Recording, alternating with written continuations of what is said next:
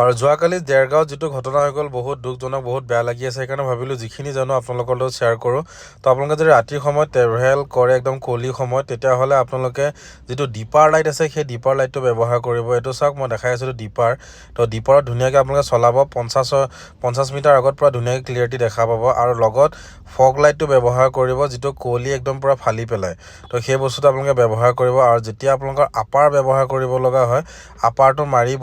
আৰু যেতিয়া আপোনাৰ সন্মুখত কিবা এটা অবজেক্ট আহে, কিন্তু আপাৰটো যিমান পাৰে নামাৰিব, কাৰণ সন্মুখৰ পৰা যদি আপুনি ওৱান ৱেত গৈ আছে, সন্মুখৰ জন্য বহুত বেছি আপোনাৰ প্ৰব্লেম ফেচ কৰে। আৰু এইটো হৈ গ'ল হেজাৰ্ড লাইট। তো এই হেজাৰ্ডটো জ্বলাব যাতে বহুত দূৰৰ পৰা কিবা এটা অবজেক্ট দেখা পায়। তো এই বস্তুটো জ্বলাই পেলাই আপোনালোকে ট্ৰেভেল কৰিব পাৰে।